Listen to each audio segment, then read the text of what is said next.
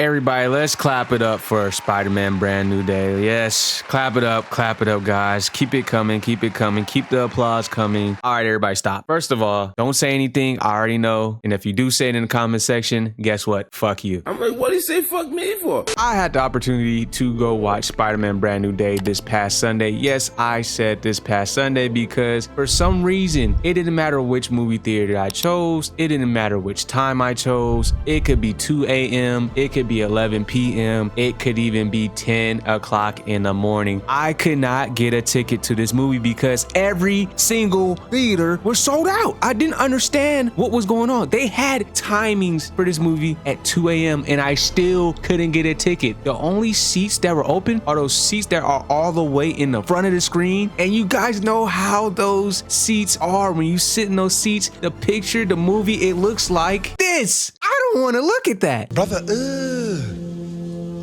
what's that? So yes, I had to go watch it on a Sunday. Now, I went in, I'm like, okay, I don't know what to expect from Brand New Day. I avoided every single trailer after the first trailer, so I'm like, I'm going in blind. I came out with 20/20 vision. This Spider-Man movie by far is the best MCU movie I've seen since Endgame. I know we had Shang-Chi, I understand that. I know we had No Way Home, but by far, this is probably the best. And this is not recency bias. This is probably the best MCU movie, MCU content. No, Daredevil, Punisher is pretty good too. That show is pretty good. Let me shut up on that part. Let's just say movie-wise, by far. And if we want to actually compare all Spider-Man movies, it's definitely up there. Tobey Maguire, Tom Holland is on the way. I ain't gonna lie. I always said Tobey, Andrew, Tom. It was always like that, but now it's getting pretty close. I really do like Andrew Spider-Man though. Like, he was a great Spider-Man with a just weird mid-script. I like Andrew Spider-Man too. Like, I really loved his Spider-Man.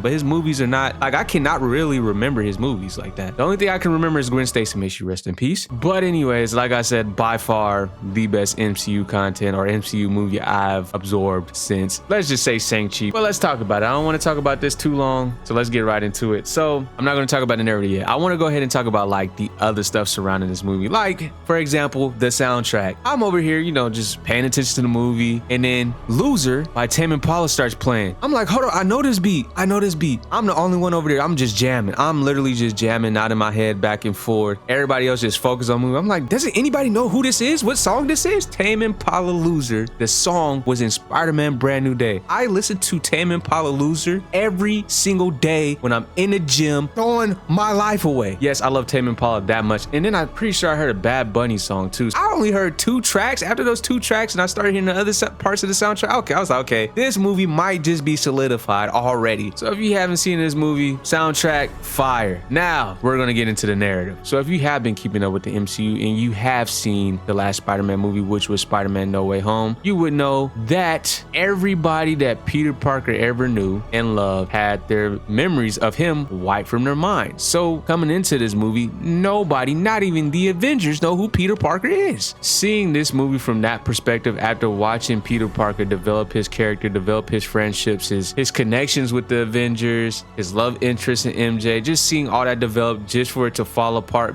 because of the events that happened with Mysterio and No Way Home and all that crazy stuff. It was just interesting to see. Like, I really wanted to see how Peter Parker would kind of react being just alone. If you watched every Spider-Man movie or Tom Holland's Spider-Man movie, Tom Holland's attitude from the first Spider-Man movie to this movie is totally different. He's this giggly, googly guy in the first few movies and some of the Avenger movies. And then once you get here, now that he's alone and depressed and he has no family, Aunt May is dead, his friend, his love interest, they don't remember anything about him. They don't have any feelings towards him, but he's watching over them. He's been watching over them for years. And technically speaking, the only friend that he has is Frank, aka the Punisher, who he helped out in Staten Island. You're gonna hear about, if you haven't seen the movie, you're gonna hear about that Staten Island shit all fucking movie, because whatever Peter Parker did at Staten Island is the equivalent of Jalen Brunson and Karl Anthony Towns winning the NBA championship for the fucking New York Knicks. I don't know what Peter Parker did there for the Punisher to owe him like he did, but it had to be some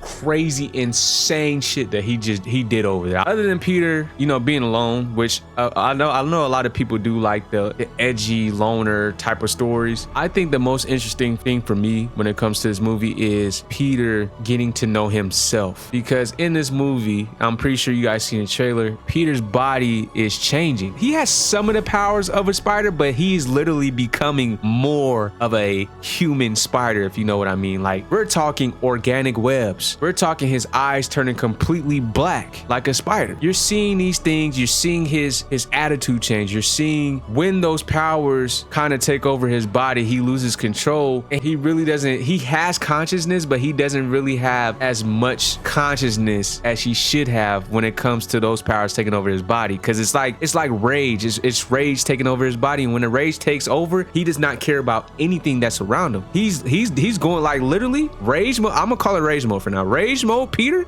damn near killed somebody in this movie. An innocent bystander almost killed an innocent bystander. That's where I'm gonna leave that at. But as he learns to kind of control his body, he meets up with Bruce Banner and all this good stuff, trying to learn how to negate the rage or the powers that are taking over his body. Because as you've seen in the trailer, he woke up in a spider web and he doesn't remember how he even got there. That's because those powers, aka what I like to call the rage, took over. He was a spider for that moment in time. And again, organic webs. I'm gonna go ahead. If you haven't seen the movie, I'm sorry. The more I continue to watch this movie, I started to question, how strong is Tobey Maguire's Spider-Man? Because out of the 3 Spider-Men, he was the only one with the organic webs, with the organic Spider-Man powers. Andrew Garfield Spider-Man and Tom Holland Spider-Man had to create their own webs. Well, now Tom Holland is actually what Tobey is, but it makes me question how strong was Tobey Maguire's Spider-Man, or how strong his Spider-Man really could have been. Looking at Tom Holland's Spider-Man, you guys know he's gonna eventually be able to control the powers and learn how to use them. But looking at Tom Holland's Spider-Man when he couldn't control it, and they were kind of giving us a glimpse of what it looks like when he's raging, what the powers actually look like, I'm sitting back and I'm like, what the fuck was Tobey? How strong is Tobey Maguire's Spider-Man? I need to know. But yeah, I'll go ahead and spoil it. Eventually he learns how to use the powers, and he eventually learns how to become one with the spider. Yes. Now move that narrative to the side. The action, this is a Spider-Man movie, you guys. Of course, they're gonna glaze them. The action was great. Can we talk about the Punisher in these action scenes? Honestly and truly, I think the Punisher is crazy enough. If fucking Superman himself flew onto the scene, yes, in a DC Marvel Spider-Man crossover movie, evil fucking Superman Prime 1 million flies into the scene, Frank would literally just pull up with a shotgun or an AR-15 or a Glock 9. That's what he's gonna do. Every fight, they're fighting, I'm gonna call them metahumans, mutants. They're fighting a fucking mutant, and he's pulling up with guns. There's no way he pulled up to a mutant fight with a AR. He did that. He pulled up with all these bombs. He put up with all this stuff. Look, we're gonna get more into it. Of course, you guys seen the trailer. The Hulk is there. That's Bruce Banner. That's Bruce Banner. That's Mark Ruffalo. That's Mark Ruffalo's Hulk, right? So I'm watching them like, Mark Ruffalo still the Hulk, you know, Bruce Banner, whatever. We get to the scene where Bruce can't control the Hulk. So I'm like, okay, he's hulking up, and I'm like, wait a minute. God damn, when the Hulk get this big? Because I'm so used to Mark Ruffalo's Hulk looking like this. No, I don't know what Bruce did to the Hulk over the years. I don't know if the Hulk was just getting angrier and angrier because he was being suppressed, but I don't know what the fuck that was, but that is the Hulk. That's the Hulk I remember from, was it 2008? I could not believe what I was looking at when I seen the Hulk. I was like, I've never, ever, I don't care what anybody says. I don't care what Avengers movie. The Hulk never looked like this. I don't remember this. This guy was on alien, super galactic, omega level mutant steroids. I've never seen the Hulk in any MCU movie. I don't care what you say. I've never seen him look like this. This was insane. I was like, even Peter Parker was like, whoa, you got a little bigger, didn't you? I was like, yeah, he did get a little bigger. What is going on? And here comes Frank shooting the Hulk with an AR. I couldn't believe it. This movie was so funny to me, but it was so great. And honestly and truly, guys, I could talk about this movie all day. This video could be 30 minutes if I keep going, but you know what? I'm not going to spoil it. I'm just going to give you my rating here, and I'm going to leave it at that. My rating for this movie, I don't usually give these out, guys. Like I said, I really didn't see any flaws in the script. There was times in action scenes where I was like,